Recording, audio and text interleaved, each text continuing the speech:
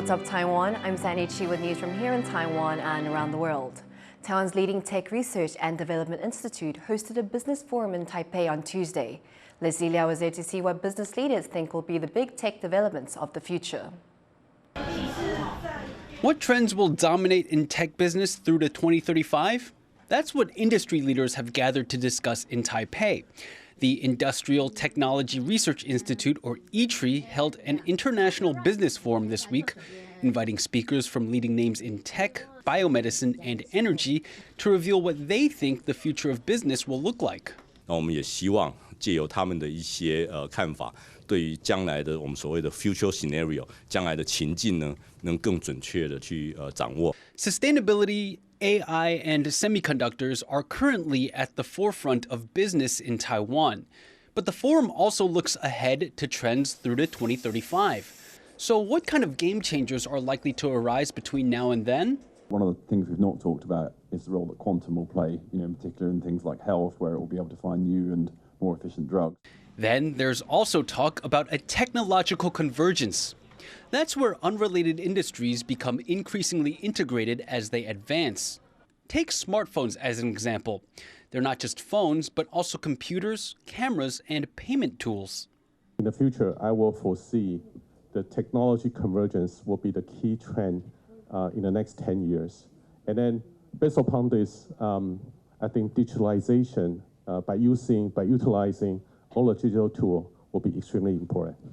But even with all this speculation, the panelists harbored no illusions about the speedy and unpredictable nature of technological advancement. 我们所部件的不是一个科技的发展，而是在那个应用领域里面我们所需要达到的一个目的。So that's why we don't do particular technology roadmap. We do the domain application roadmap. These days, new technologies are popping up rapidly, whether it's AI, biomedicine, green energy, or semiconductors. Exciting new things are happening every day.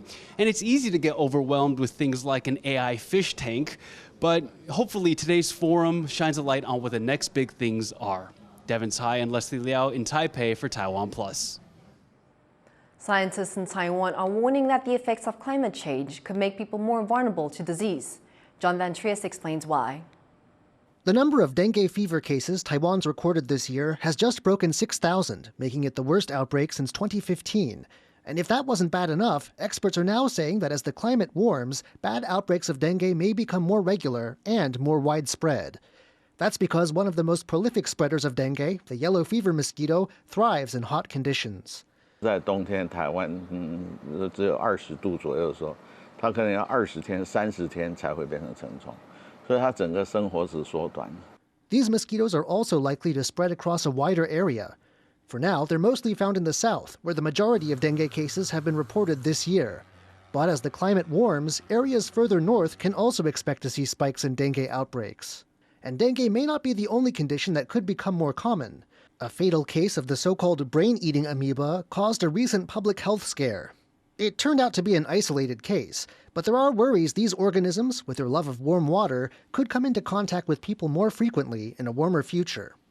The science is still out on whether this could be true, but some tropical disease experts are still concerned. 因为温度高的时候，人们使用那个水的几率就更高。好像譬如说，像娱乐用水，天气热去游泳，那天气热去野溪里头，然后这样子就很容易造成它的接触。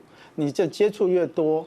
These scholars warn that when climate change picks up, disease will spread, and places like Taiwan may not be spared. Joseph Wu and John Van Triest for TaiwanPlus. Students from a local university have successfully launched a rocket. Eric Gao takes a look. 3、2、1，点火。Pingdong, we have liftoff.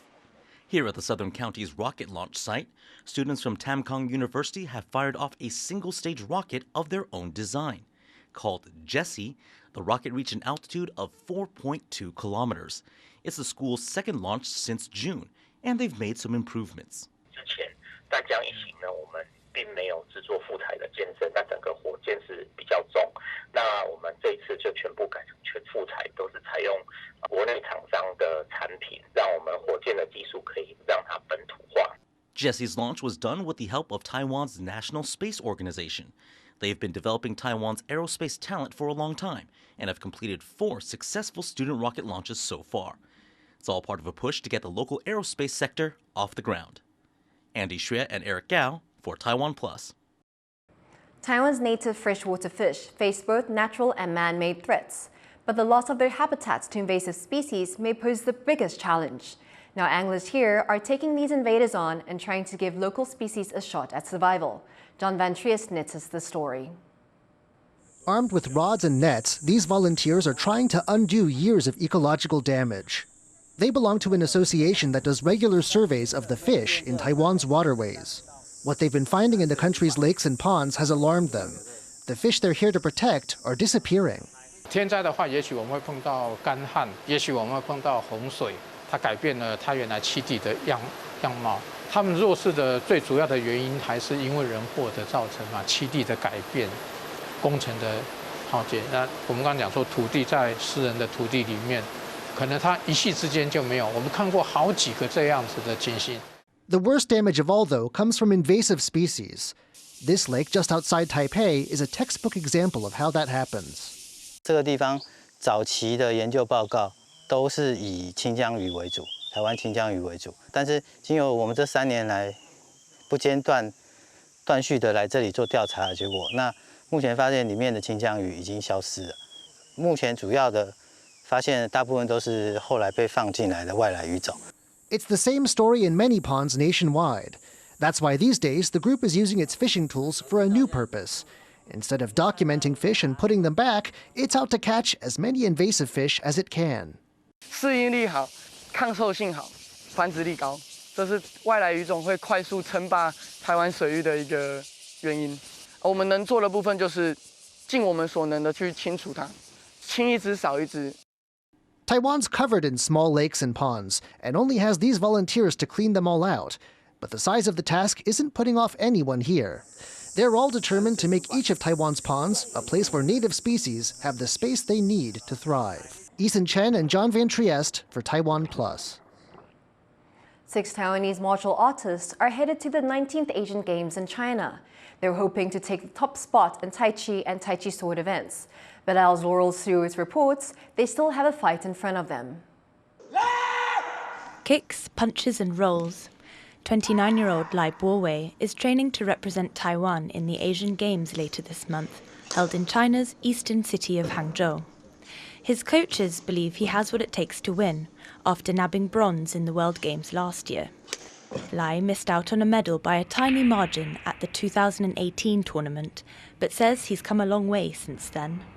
技术方面来说，就是比较年轻，然后比较就是体力，然后冲劲这样有，然后只是可能就是因为武术比赛嘛，可能还是要看一些拳位啊，就是比较浓厚的那种，就是展示武术内涵的动作。